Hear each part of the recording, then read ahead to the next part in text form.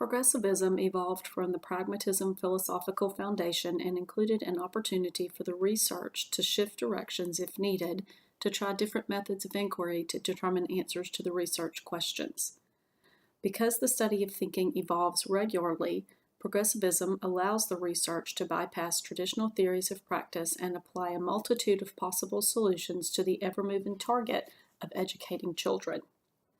Based on the philosophical viewpoints, progressivism provides multiple avenues to explore ontologically, practical, and reasonable approaches to answer the questions epistemologically, and allows the researcher to include biased and unbiased axiological viewpoints.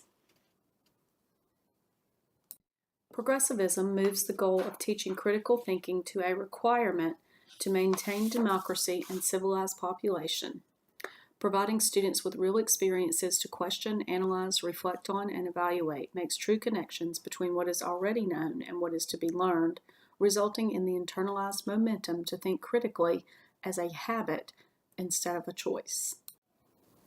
John Dewey, known as the father of progressivism, was a leader of educational thought, with his ideas of education being directed by the students in a less structured manner, taking into account interest of students and how to function in the world.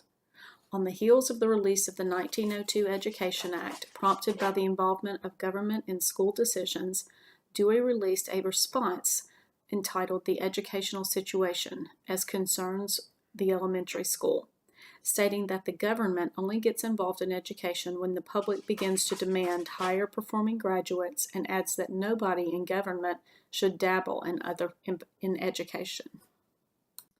Dewey supported the notion of thinking as experience with solving problems that happen naturally in an environment conducive to supporting learning through exploration and driven by intellectual curiosity.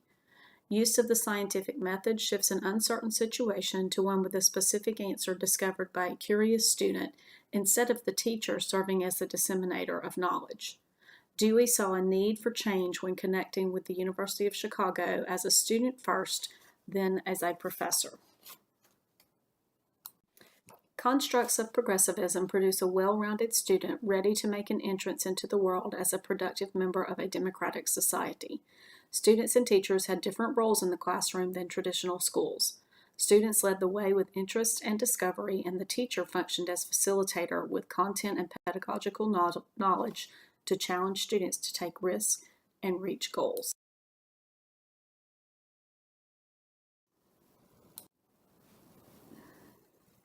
Building upon the idea that thinking and doing are the most critical concepts of education, Dewey's thoughts became labeled as progressivism, prompting a sway away from traditional classrooms to one where students and teachers functioned as partners in learning.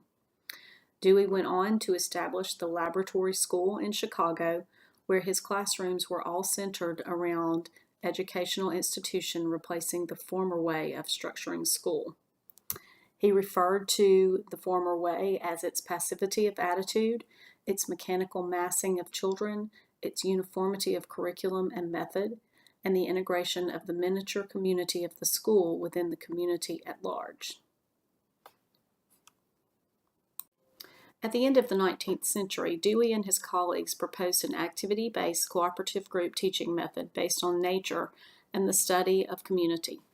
With this guiding principle, Dewey created an ideal for a habit of inquiry to be used in any classroom setting and lead to a smooth transition into the world as a productive citizen.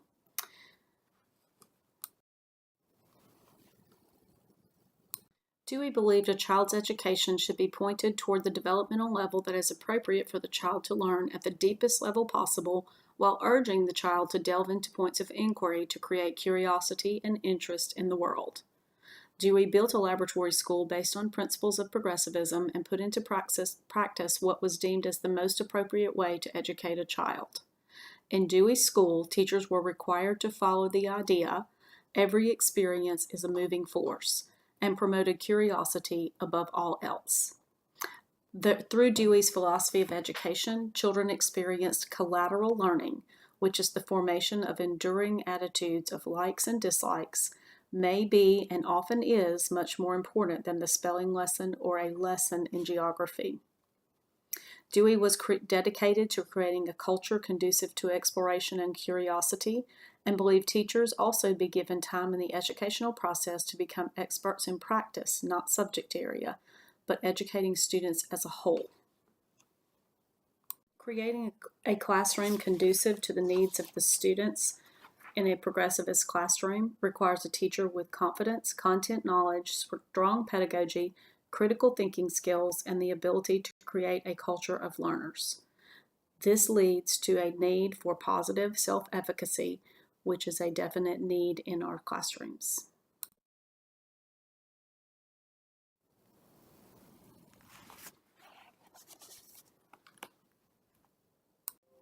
Since a progressive classroom finds students leading learning experiences through discovery provided by the teacher is required to be an expert in pedagogical knowledge and prior learning. In order to do this, teachers need to have positive self-efficacy, which means, according to Bandura, the belief in oneself to be able to accomplish a task.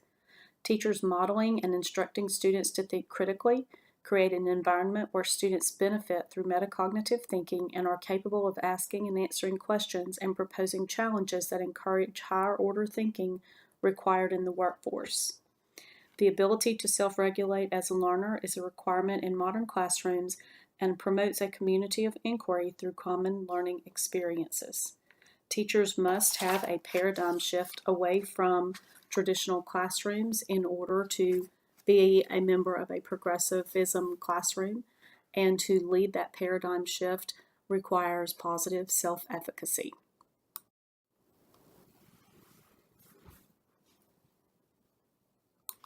Because Dewey portrayed the classroom as an environment conducive to the learning styles of students and teachers, it is important to understand the teacher interest in the subject matter being taught.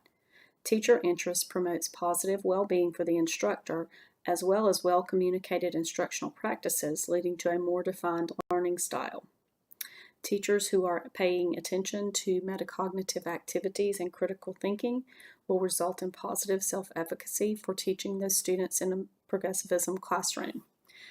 Providing opportunities for students to learn by doing will help encourage students to continue learning and promote teacher learning as well, as they are being driven by student interest.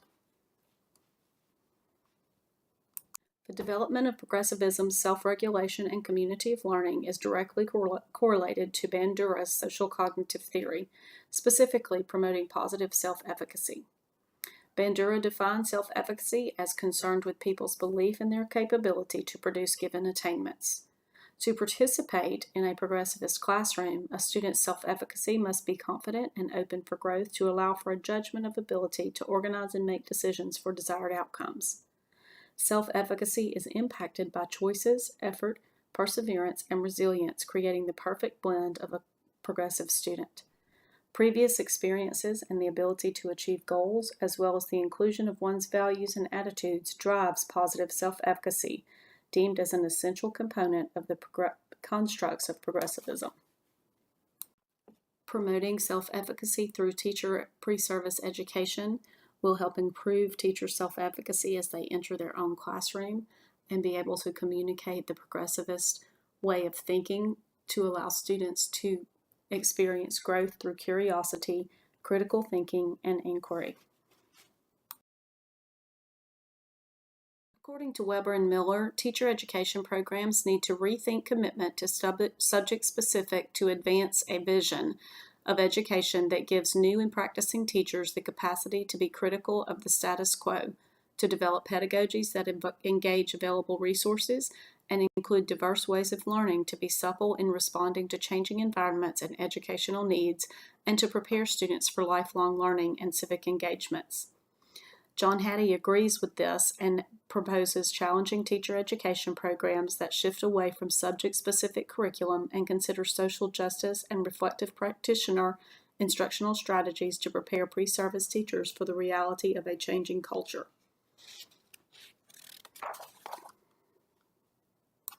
Dewey was dedicated to creating a culture conducive to exploration and curiosity, and believed teachers should have time in the educational process to become experts in practice, not subject area, but educating students as a whole to improve self-efficacy. Recognizing that most education programs at the post-secondary level severely lack in teaching teachers how to teach, Dewey wanted to educate teachers on how to think critically and grow as learners. Dewey believed when teachers were experts, the expertise would be passed to the students in such a way through experience that the students would gain deeper and richer education through experience. The artificially constructed thinking that results from traditional teaching would not produce the type of critical thinking that society needed and still needs in today's world.